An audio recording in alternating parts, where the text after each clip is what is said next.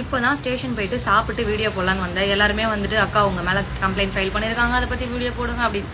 இதை வந்து complaint file பண்ணவங்களுக்காக இந்த வீடியோ கிடையாது, கேட்டவங்களுக்காக இந்த வீடியோ. அவங்களுக்கு வந்து அரசியல் ரீதியா எந்த ஒரு நாலேஜும் இல்லைன்னு நினைக்கிறேன். ஏன்னா அரசியல் பத்தி பேசும்போது, அரசியல் விமர்சனங்கள் வந்து சோசியல் மீடியால வைக்கும் போது அதுக்கான எதிர்கருத்து தெரிவிக்க தெரியாத திராணி இல்லாதவங்கன்னு நினைக்கிறேன். ஏன்னா ஏற்கனவே அந்த வீடியோ வந்து 2 மாசத்துக்கு 1.5 மாசம் இருக்கும்னு நினைக்கிறேன். அப்ப போட்ட ஒரு வீடியோ, அது வந்து நானா போடல.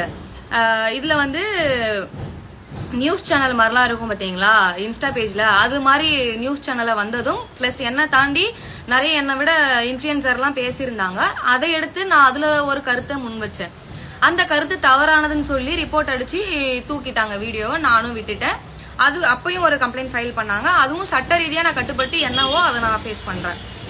இப்பவும் இவங்க போயிட்டு அதே வீடியோவுக்கு நேத்து கம்ப்ளைண்ட் ஃபைல் பண்ணிருக்காங்க. உங்களுக்குலாம் நான் கேள்வி கேட்கறதுக்கு, அரசியல் ரீதியா கேள்வி கேட்கும் போது அதை எதிர்த்து ஒரு கருத்தை உங்களுக்கு தெரிவிக்க முடியலன்றதுக்காக இப்படி கேவலமான ஒரு வேலைகளை உங்களால மட்டும்தான் பார்க்க முடியும்னு நினைக்கிறேன்.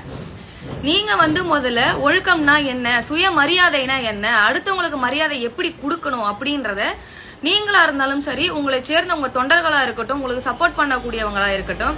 ஏன் இதை நான் சொல்றேன்னா, நான் அன்னைக்கு 1.5 மாசத்துக்கு முன்னாடி போட்ட ஒரு வீடியோவுக்கு நீங்க இன்ன வரைக்கும் ரியாக்ட் பண்றீங்கன்னா, இன்றைய வரைக்கும் விஜய் சாரை பத்தி, முதலமைச்சரை பத்தி தவறான கருத்துகளையும் தவறான வார்த்தைகளையும் பதிவிட்டு வருகிறார்கள் உங்க கட்சியை சேர்ந்தவர்கள். ஏன் நீங்க அதுக்கு போயிட்டு இதை இப்படி பேசாதீங்கன்னு உங்க கட்சியை எதிர்த்து உங்களால கேள்வி கேட்க முடியல? இப்படி பேசாதீங்கன்னு ஏன் உங்களால சொல்ல முடியல? நான் வைத்தது ஒரு தவறான கருத்தா இருந்தாலும் அது 1.5 மாசத்துக்கு முன்னாடி வச்சு அதுக்கான ஒரு கேஸ் ஃபைல் பண்ணாங்க. அதை நான் சட்ட ரீதியா சட்டத்துக்கு கட்டுப்பட்டு என்னவோ அதை நான் பாத்துட்டு இருக்கேன். நீங்க வந்து உங்களுக்கும் எல்லாருக்குமே தெரியும், இந்த நேற்று கம்ப்ளைண்ட் ஃபைல் பண்ணவனுக்கும் எனக்கும் ஏற்கனவே வீடியோ மூலியமா ஒரு சின்ன மிஸ் அண்டர்ஸ்டாண்டிங் இருக்கு. இவங்க கம்ப்ளைண்ட் கொடுக்கணும், அந்த வீடியோக்கு தான் கம்ப்ளைண்ட் கொடுக்கணும், இவங்க மேல எனக்கு எந்த ஒரு வன்மமும் கிடையாது அப்படின்னா இவங்க வந்து நான் அந்த வீடியோ போடும் போதே போய் கம்ப்ளைண்ட் கொடுத்துருக்கணும். இல்லையா இவங்களுக்கு எனக்கு ஒரு மிஸ் அண்டர்ஸ்டாண்டிங் வந்துச்சு, அப்ப கொடுத்துருக்கணும். திடீர்னு நேத்து போய் கம்ப்ளைண்ட் கொடுக்கறதுக்கான ரீசன் தலைவனை தாக்க முடியல. அதனால தொண்டர்கள் வந்து பேசி அவங்க சப்போர்ட் பண்றோம். அதுல யாரோட வீடியோ நல்லா மக்கள் பாக்குறாங்களோ, யாரை பத்தி ரீச் ஆகுதோ அவங்கள உடனே எடுத்து போட்டுறது. இப்ப நேத்து அவர் போட்ட வீடியோக்கு மட்டும் இதுக்கு முன்னாடி அவருக்கு வந்த வியூஸை விட என்ன பத்தி போடக்கூடிய வியூஸ் எவ்வளவு வந்திருக்கு, எவ்வளவு லைக் பண்ணிருக்காங்க, எவ்வளவு கமெண்ட்ஸ் எல்லாமே நீங்களே பாருங்க. புரியுதா? அப்போ உங்களுக்கு ஒரு லைக்குக்காகவும் ஒரு ஃபாலோவர்ஸ்க்காகவும் நீங்க பண்ணக்கூடிய ஆட்கள், நாங்க வந்து மக்களுக்காக இறங்கி கேள்வி கேட்கக்கூடிய ஆட்கள்.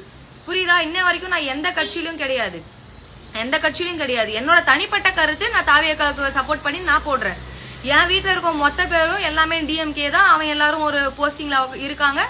யாரையும் நான் பொருட்படுத்தல. ஏன்னா என்னோட தனிப்பட்ட கருத்து, நான் அந்த கருத்தை வெளியிடுறேன். நான் எந்த கட்சியிலும் கிடையாது. ஆனா ஒரு பெண்ணை ஒரு ஆணுக்கு நிகரா நீங்க என்னைக்கு பார்த்து நீங்க எனக்கு வந்து ரிப்ளை வீடியோ போட முடியாம எப்பவோ நடந்த விஷயத்த இன்னைக்கு எடுத்துட்டு போய் நீங்க அதை பெருசு பண்ணணும்னு நினைக்கும் போது ரொம்ப பெருமையா தான் இருக்கு.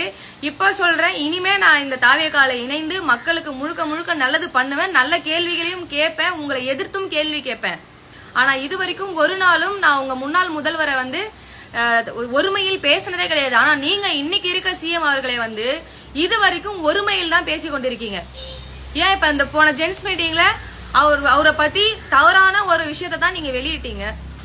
ஃபர்ஸ்ட் நீங்க போயிட்டு எப்படி நம்ம பேசணும், அரசியல்னா என்ன, அரசியல் நாகரிகம்னா என்ன அப்படின்னு கத்துட்டு வந்து அதுக்கப்புறம் நீங்க பேசுங்க. புரியுதா? தனிப்பட்ட வன்மத்தை எடுத்துட்டு வந்து இது கூட என்ன பிளாக் பண்ணிட்டு ஓடக்கூடிய ஆளு. நேற்று என்ன கம்ப்ளைண்ட் பண்ணவங்க நான் கேட்கும் கேள்விகளுக்கு திராணி இல்லை, பதில் சொல்வதற்கு முடியவில்லை, ஓடி போன ஆளு. நேத்து அந்த கம்ப்ளைண்ட கொடுத்துட்டாரா, ரொம்ப கெத்தா அவர் வந்து அன்பிளாக் பண்ணி போடுறாரு. ஃபர்ஸ்ட் நீங்க உங்க தவறை சுட்டி காட்டி திருத்துங்கள். ஒரு தடவை ஒருத்தவங்க தப்பு பண்ணிட்டாங்கன்னா மறு தடவை அந்த தப்பை பண்றாங்களான்னு பாருங்க. இன்னைக்கு அதுக்கப்புறம் இந்த 1.5 மாசத்துல எத்தனையோ வீடியோக்கள் போட்டிருக்கேன், எத்தனையோ கேள்விகள் கேட்டு போட்டிருக்கேன், எதிர்கருத்துகள் வச்சிருக்கேன். அதுக்கே உங்களால விமர்சனம் பண்ண முடியவில்லை? சொல்லுங்க. முதல்ல அரசியல் ரீதியா அரசியல் நாலேஜோட என்ன பேசணும் அதை பேசுங்க. கண்டிப்பாக அடித்து சொல்றேன், டிஎம்கே தோக்க முழுக்க காரணம் இந்த மாதிரி அரசியல் நாகரிகம் இல்லாதவர்கள் தான். அரசியல் நாகரிகம் இல்ல, அரசியல் பத்தி எப்படி பேசணும்னு தெரியல, இவங்களாலதான் டிஎம்கே தோத்துச்சுன்றத இன்னைக்குதான் நான் உணர்றேன். எதுவா இருந்தாலும் சட்ட ரீதியா சட்டத்துக்கு கட்டுப்பட்டு நான் இருக்கேன். நீங்க சட்ட ரீதியா அரசியல் ரீதியா என்ன பண்ணணுமோ, எப்படி பேசணுமோ, எப்படி ஒழுக்கமா பேசணுமோ அதை முதல்ல கத்துட்டு வந்து வீடியோ போடுங்க. புரியுதுங்களா?